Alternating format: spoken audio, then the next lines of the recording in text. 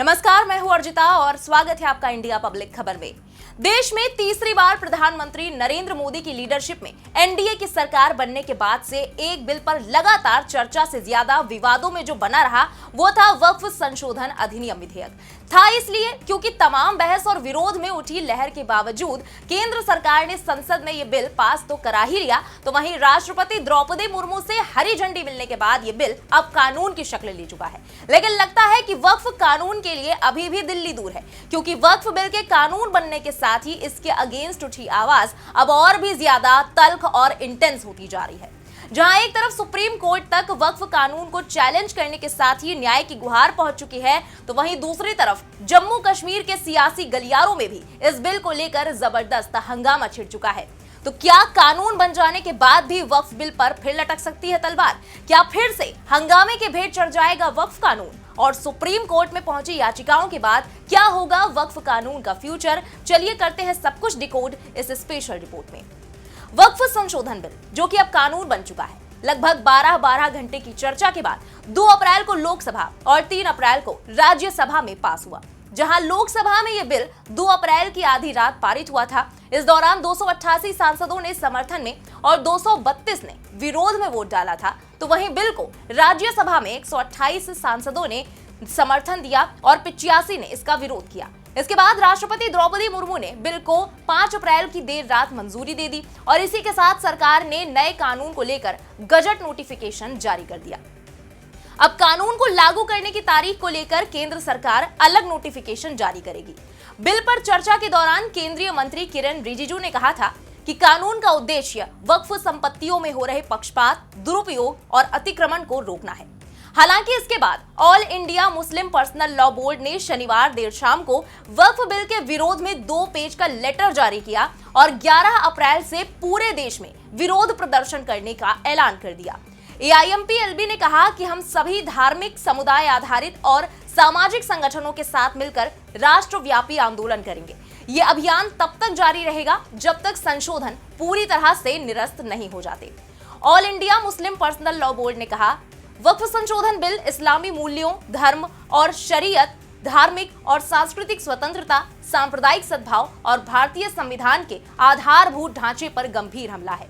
कुछ राजनीतिक दलों का बीजेपी के सांप्रदायिक एजेंडे को दिए गए समर्थन ने उनके तथाकथित धर्मनिरपेक्ष मुखौटे को पूरी तरह से उजागर कर दिया है।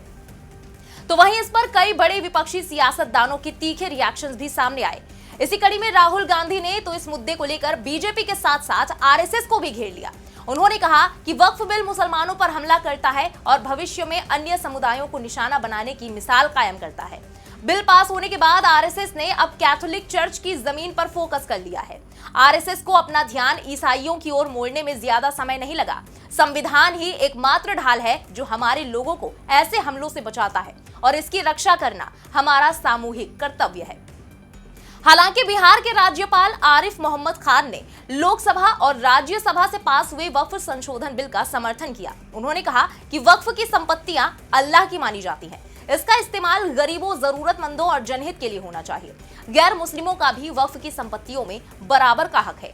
राज्यपाल ने कहा कि भारत लोकतांत्रिक देश है, प्रोटेस्ट करने का अधिकार है, हर किसी को अपनी बात रखने का अधिकार है। जब मैं यूपी में मंत्री था तब वक्फ विभाग मेरे पास ही था। हर समय मुझे ऐसे लोगों से मिलना पड़ता था जिनके संपत्ति के मामले चल रहे थे।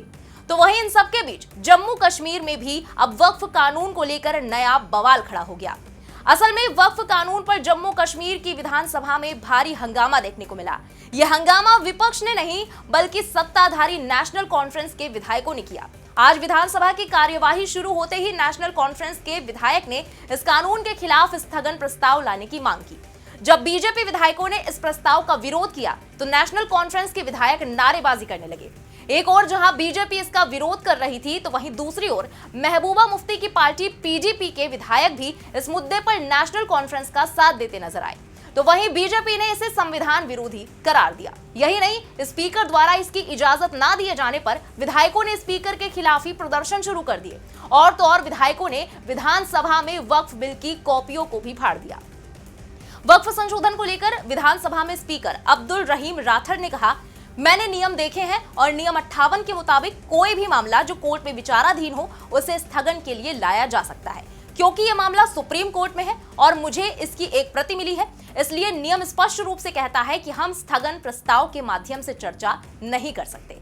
वहीं संसद में मचे इस पूरे बवाल को लेकर जम्मू कश्मीर में नेता प्रतिपक्ष और बीजेपी नेता सुनील शर्मा ने नेशनल कॉन्फ्रेंस पर जमकर निशाना साधा। उन्होंने कहा कि नेशनल कॉन्फ्रेंस लगातार गैर संवैधानिक, गैर कानूनी गतिविधियां विधानसभा में कर रही है। जिस 370 को संसद ने धराशायी किया, जिस 370 को सेटल किया सुप्रीम कोर्ट में, उस बिल का रेजोल्यूशन ये लाते हैं विधानसभा में गैर संवैधानिक।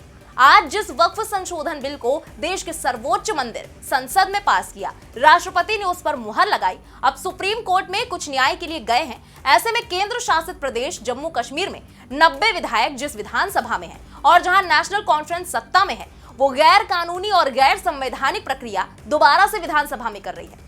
आगे कहा कि इनको भी ये पता है कि इस बिल में कुछ नहीं हो सकता और ये विधानसभा कुछ नहीं कर सकती, लेकिन कश्मीर के गरीब युवा के हाथ में फिर से पत्थर आए, इस प्रकार का नैरेटिव ये दोबारा गढ़ना चाहते हैं जो संभव नहीं है।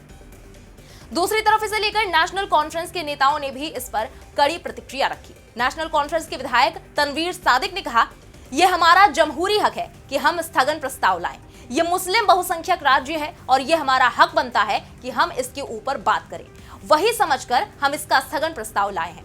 300 सांसदों से ज्यादा इसके विरोध में थे, तो आधा मुल्क इसके खिलाफ है, तो हमारा भी फर्ज बनता है इस बारे में बात करना। उधर कांग्रेस विधायक निजामुद्दीन भट्ट ने कहा, उनको इस बात का अधिकार है कि वो इस बिल को नकारते हैं क्योंकि ये लोगों के हित में नहीं है, मुसलमानों के हित में नहीं है, समुदाय पर आधारित बिल है। मुसलमानों में और सब लोगों में इसको लेकर भ्रम है कि शायद हमारे अधिकार हमसे छीने जा रहे हैं और विधानसभा एक पवित्र जगह है, यहाँ चर्चा नहीं होगी तो कहाँ होगी। तो वहीं पीडीपी के विधायक वहीद पारा ने वक्फ कानून के खिलाफ कड़े लफ्जों में बोलते हुए कहा कि इस्लामिक धार्मिक संपत्तियां हमारे पूर्वजों द्वारा छोड़ी गई विरासत हैं और ये मुसलमानों का धार्मिक मामला है। मुसलमानों को शामिल किए बिना मुसलमानों के लिए निर्णय लेना और कानून पारित करना सही नहीं है। मुस्लिम समुदाय के सभी सदस्यों ने इस विधेयक का खुलकर विरोध किया है। वक्फ संपत्तियों को महज संपत्ति के रूप में देखना गलत है, ये आस्था का मामला है और इसके साथ इसी तरह का व्यवहार किया जाना चाहिए। जब देश में संसद नहीं थी तो वक्फ जैसी ही संस्थाओं की वजह से, दरगाहों की वजह से, अजमेर जैसी जियारतों की वजह से देश में भाईचारा और इंसानियत कायम रही। वहीं टीएमसी सांसद शत्रुघ्न सिन्हा भी राष्ट्रपति के वक्फ बिल को मंजूरी देने को लेकर कटाक्ष करते नजर आए। उन्होंने कहा कि क्या राष्ट्रपति के पास कोई और विकल्प था? जब बिल लोकसभा और राज्यसभा से पास हो गया, उसके बाद उन्हें बस इस पर मुहर लगानी थी तो मुहर लग गई। अब इस पर जनता फैसला करेगी। लोग इस मामले को लेकर सुप्रीम कोर्ट गए हैं तो ये मामले की शुरुआत है, अंत नहीं। मुझे उम्मीद है कि हमारे लोगों को सुप्रीम कोर्ट से न्याय मिलेगा। बड़ी बात यह है कि वक्फ कानून पर रोक लगाने की मांग अब सुप्रीम कोर्ट तक भी जा चुकी है और सुप्रीम कोर्ट ने वक्फ कानून की संवैधानिक वैधता को चुनौती देने वाली याचिकाओं पर सुनवाई करने की सहमति भी दे दी है। दरअसल सीनियर एडवोकेट कपिल सिब्बल ने एससी से आग्रह किया कि जमीयत उलमाए हिंद और अन्य संगठनों की ओर से दाखिल की गई याचिकाएं बेहद अहम हैं और इन्हें प्रायोरिटी दी जानी चाहिए। वहीं आज आरजेडी नए वक्फ कानून के खिलाफ सुप्रीम कोर्ट में याचिका दायर करने जा रही है। यहां आपको बता दें कि सुप्रीम कोर्ट में अभी तक 6 याचिकाएं दाखिल हो चुकी हैं। इनमें इस्लामिक धर्मगुरुओं के संगठन जमीयत उलमाए हिंद के अध्यक्ष मौलाना अरशद मदनी ने वक्फ संशोधन अधिनियम 2025 की संवैधानिक वैधता को चुनौती देते हुए सुप्रीम कोर्ट में याचिका दायर की है। इसके अलावा केरल जमीयतुल उलमा ने भी वक्फ संशोधन अधिनियम को चुनौती देते हुए सुप्रीम कोर्ट में याचिका दायर की। आप नेता अमानतुल्लाह खान भी इसी कड़ी में शीर्ष अदालत तक पहुंच चुके हैं। इससे पहले कांग्रेस सांसद जावेद मोहम्मद ने भी शीर्ष अदालत का रुख किया था। यहां तक कि एआईएमआईएम चीफ असदुद्दीन ओवैसी ने भी याचिका दाखिल की है। साथ ही association for the protection in the matters of civil rights ने भी शनिवार को सुप्रीम कोर्ट में याचिका दायर की। बताते चले कि संसद के दोनों सदनों से बजट सत्र में पारित वक्फ संशोधन विधेयक 2025 को बीते शनिवार को राष्ट्रपति द्रौपदी मुर्मू की मंजूरी मिल गई है। इस संबंध में गजट अधिसूचना जारी होने के बाद ही वक्फ अधिनियम 1995 का नाम भी बदलकर unified Waqf management empowerment efficiency and development यानी कि उम्मीद अधिनियम 1995 हो गया है। यानी कुल मिलाकर देखा जाए तो केंद्र सरकार की ओर से लाए गए इस कानून ने भले ही विपक्ष के तमाम हंगामे के बावजूद संसद में अपनी अग्नि परीक्षा पार कर ली हो, लेकिन अब जम्मू कश्मीर में स्थगन प्रस्ताव और सुप्रीम कोर्ट में दाखिल याचिकाओं के बाद अभी भी वक्फ कानून के भविष्य को लेकर हर तरफ तमाम कयासों का बाजार गर्म है। हालांकि केंद्र सरकार लगातार कह रही है कि इस कानून से करोड़ों गरीब मुसलमानों को फायदा होगा और ये किसी भी तरह से किसी भी मुसलमान को नुकसान नहीं पहुंचाता। अल्पसंख्यक मामलों के मंत्री किरण रिजिजू कह चुके हैं कि ये कानून वक्फ संपत्तियों में हस्तक्षेप नहीं करता। मोदी सरकार सबका साथ और सबका विकास के विजन के साथ ही काम करती है। लेकिन अब संसद से बाहर सुप्रीम कोर्ट तक पहुंची गुहार के बाद इसका फ्यूचर क्या होने वाला है, ये वाकई देखने वाली बात होगी। फिलहाल इस स्पेशल रिपोर्ट में बस अभी के लिए इतना ही। इस खबर के बारे में आपका क्या कहना है कमेंट में लिखकर जरूर बताएं। बने रहें इंडिया पब्लिक खबर के साथ। हमारे YouTube चैनल को सब्सक्राइब करें, बेल आइकन दबाना बिल्कुल ना भूलें।